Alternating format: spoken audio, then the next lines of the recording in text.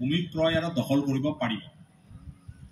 আৰু এই অধিকাৰ তেওঁলোকৰ মাজত সীমাবদ্ধ থাকিব প্ৰয়োজনীয় আইনগত খচৰাৰ কাম চলি আছে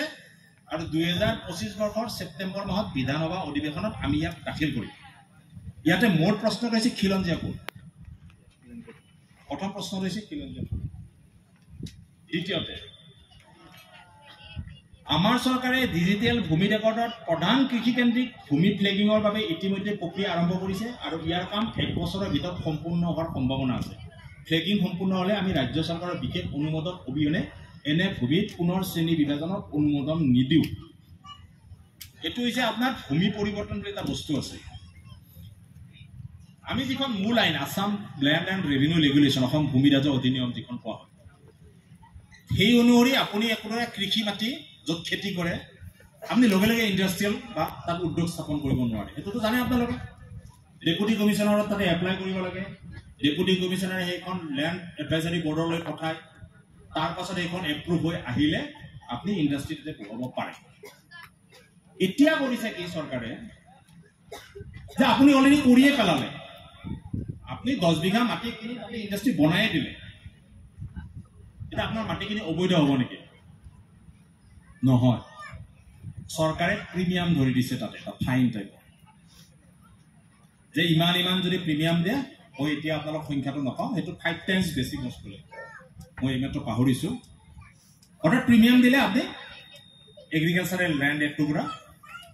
ইন্ডাস্ট্ৰিয়েল ল্যান্ডলৈকে পৰিণত কৰাব পাৰে কাইলৈ যদি আপোনালোকে খেতি কৰি আছে কোনোবাই মাটি টুকুৰা কিনি ললে আমি আগৰ নিয়মতে খেতিৰ মাটিটো চেঞ্জ কৰিব নোৱাৰে হেতু কথাই ভাবিলো হয় এটাটো পঢ়া হৈ গল গতিকে মাটিটো হাতৰ পৰা যোৱা ৰাস্তাটো আৰু বেছি সুবিধাজনক হৈছে হয়নে কথাটো আৰু কি কৈছে আপোনালোকৰ কাৰণে এইখিনি বাৰু 6 নং দফাৰ কথা আছে তাৰে ভিতৰত আপোনালোকৰ মানে আদিবাসীৰ কথা দুটামান আছে কাৰণে মই কৈছো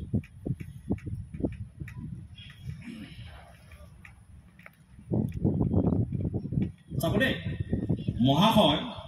দশক ধৰি ভূমি দখল কৰি থকা কিন্তু সেই ভূমিৰ কোনো নথি নথকা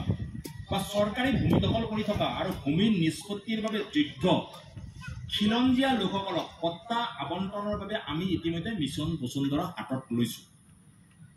আমাৰ চৰকাৰে পিজিআৰ ভিজিআৰ বনভূমি আদিৰ বাহিৰে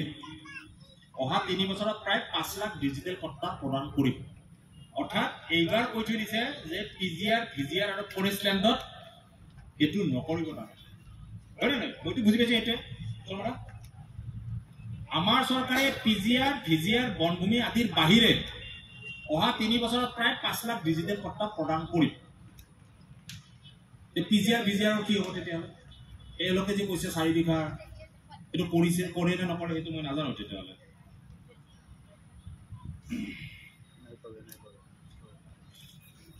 আচ্ছা এতিয়া আদিবাসী কল্যাণৰ কাৰণে কি কৈছে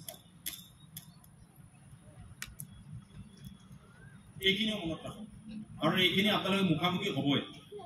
ভূমি নীতি সংস্কাৰৰ কাৰণে কি কৈছে ভূমি আবণ্টনৰ বাবে সৰলীকৃত প্ৰক্ৰিয়াৰ জৰিয়তে অতি ক্ষুদ্ৰ আৰু ক্ষুদ্ৰ উদ্যোগসমূহক ব্যৱসায় প্ৰতিষ্ঠা কৰাৰ উৎসাহ যোগাবলৈ ভূমিৰ শ্ৰেণী পৰিৱৰ্তনৰ বাবে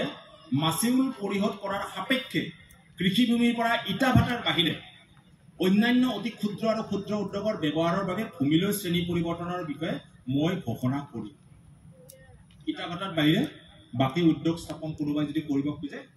কৃষি ভূমি তাৰ মানে উদ্যোগিক ভূমি হ'ব পাৰিব এটো বাজেটত কৈছে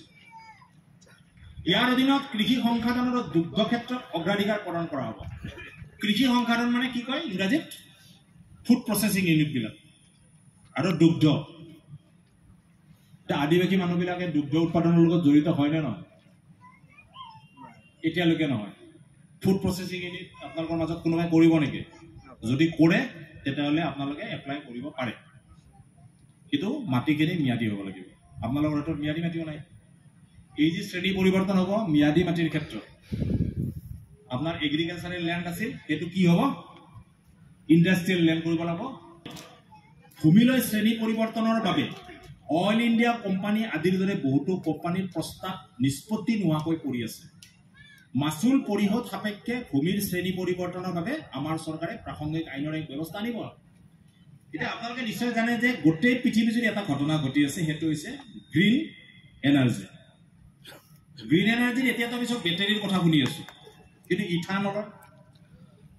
ইথানলৰ প্ৰডাকশ্যনৰ কথা আহিছে। ইথানলৰ কাৰণে আপুনি যদি চাই এতিয়া আপোনালোকৰ এই অঞ্চলবিলাকতে মই আহোঁতে দেখিছোঁ বহুত বেছি পৰিমাণে মাকৈ খেতি কৰিছে।